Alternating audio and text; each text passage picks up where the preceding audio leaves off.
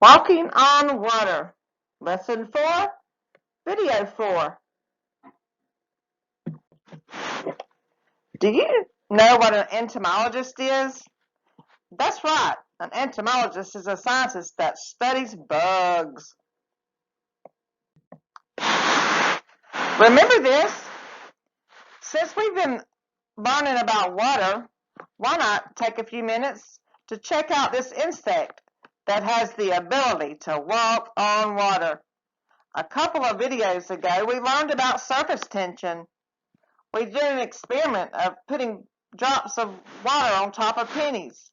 We talked about water having skin. Surface tension keeps water together. How does that work? A closer look at water strider's feet provides a surprising answer. Many other bugs stick like glue when they touch water, but the water strider's feet are covered with thousands of fuzzy little hairs that trap air and create a floating cushion. These needle-shaped strands are dozens of times narrower than human hair and coated with a special wax. Each strand also is covered with an orderly arrangement of microscopic channels. When wet, these grooves trap tiny air bubbles. The result in this effective water repellent or hydrophobic barrier. Taking advantage of this natural surface tension or the stickiness of water itself, the airborne strider remains high and dry. Today, we will learn about an insect that uses surface tension to walk on water. Have you ever been fishing? Did you ever look into the water and see little bugs just hanging out, just sitting on top of the water without sinking? Water. Come and look at this. Look, can you see it? There, balancing on top of the water. It's a pond skater. You can see why it's called that, can't you? It looks like it's skating on top of the pond. If we tried to walk on water, we'd just sink. But pond skaters can walk along the top. It's hunting for food. Pond skaters wait for little insects to fall into the water and then use their big, long legs to feel the ripples. A bit like a spider feeling vibrations in her web. Then it rushes over, grabs the insect, and eats it. Pond skaters can go really fast, a metre a second. That's this far. Pew! In a second. How cool is that? I think I'd like to have a closer look.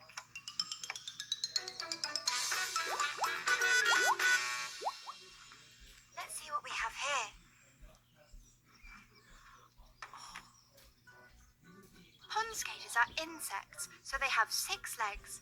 There are 4 long, bendy ones which they use to walk along on the water, and 2 shorter ones at the front which they use to catch small insects for their lunch. As well as walking on water, pond skaters can also fly, and they have wings tucked away on their backs.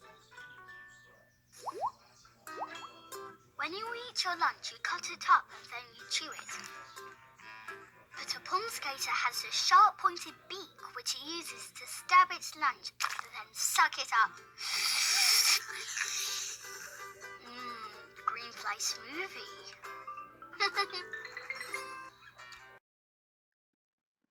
Today, we're going to do a demonstration on how a water strider travels across the water. Look in your pocket and find this paper. You will need the paper shown on the last frame, a pair of scissors, a shallow pan, a toothpick, and a couple of drops of dish liquid. There's a picture. I used a cake pan. First, you want to cut out the picture of the water strider. Cut along the outer edges of the circle.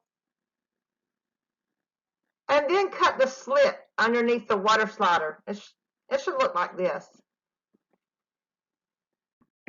You're doing a great job. Now you want to float the water strider in a shallow pan of water. And then you want to dip the tip of a toothpick in the dish liquid and place it in the notch right underneath the strider's abdomen. Good afternoon. This has really been an interesting chapter. I didn't know we could learn so much about water. We've been concentrating on surface tension, and I want to bring to your attention the name of an insect that uses surface tension to survive. It is a water strider, and he does just that. He strides across the top of the water. Well, how does he do that? Well, first of all, he's got to use surface tension, and we'll get into that in just a second. But have you ever thought about being a scientist that studies bugs? Wouldn't that be a most fantastic job to be an entomologist? An entomologist is a scientist who studies nothing but bugs. Bugs, bugs, bugs. Everywhere bugs. I thought it was very interesting that they just had a scientist that just studied just bugs. But anyway, there's other types of bugs besides a water strider that can walk on water, and one of them is called a Brazilian pygmy gecko.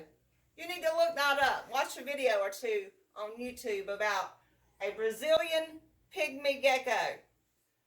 But we're going to be doing a little investigation today on a water strider. A water strider looks kind of funny. He has 4 long legs, and on the bottom of his long leg is little feet. And those little feet, when they're in the water, is just what keeps him above the surface of the water. So the big question is, how does a water strider walk on top of the water and not just sink to the bottom? Well, it goes back to that surface tension. Remember, surface tension is like a membrane that's on the top of the water that separates the water from the air. And that's where you will find water striders hanging out. I'm going to do just a little demonstration today that will show you what happens when surface tension gets broken, and you'll be surprised to see how fast this little water strider is going to stride across my little cake pan here. You're going to need for this experiment this paper that you'll find in your packet. It's the home school connection paper, and you'll find a picture of the water strider right here. First thing you're going to do is cut this out. You cut out along the lines. Don't try to cut the insect out on it. Just cut the whole circle out. When you get through, it'll look like this. Then when you cut that out, you're going to have to cut up this little slit right here. So when you get through, this will be your finished product.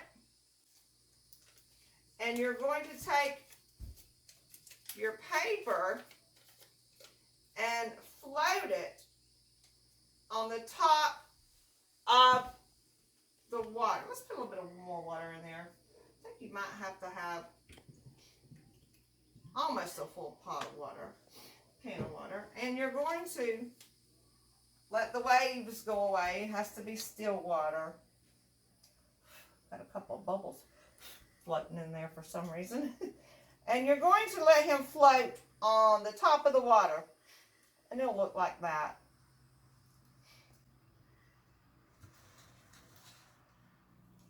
Then, the magical thing about this is this toothpick, you're going to dip it in dish detergent. See the dish detergent? We're going to just get some on the very end of your toothpick.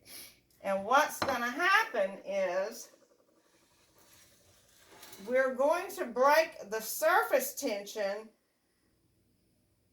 of the top of this water, and we're going to watch how fast we can make him scoot across the water. I hope it works this time. Are you ready? Let's see what he does. Look at him. I do want to tell you, you can only do this one time in the experiment. If you want to redo it again, you have to take the paper out, let it dry for a minute, but you have to switch water because we've already added water, dish detergent to it. Once you add the dish detergent to this 1 pan of water, you've already broken the surface tension on it. So if you want to do it again, like I said, change out your water and you can let him dry. We'll try it again just to see. I doubt it's going to work again. But you can only do it one time, I think. Look at it. See? It won't do it. Well, he'll do it a little bit.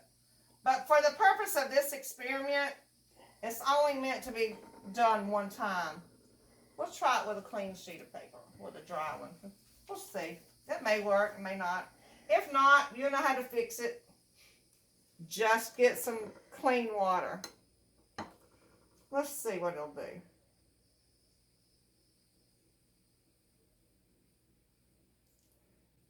It's not going to work this time, but you're going to have to get clean water.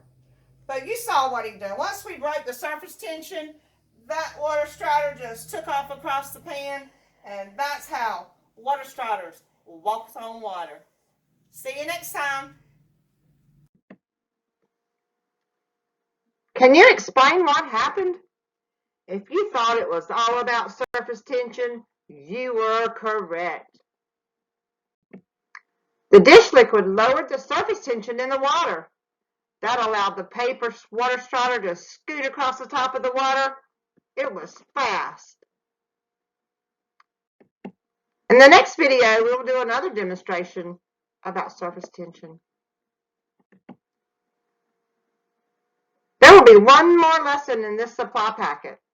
Make sure you stop by the club and pick up packet number 3. Stop by the club, get some lunch, pick up another science packet. When you go around other people, please remember to wear a mask to keep you and others safe.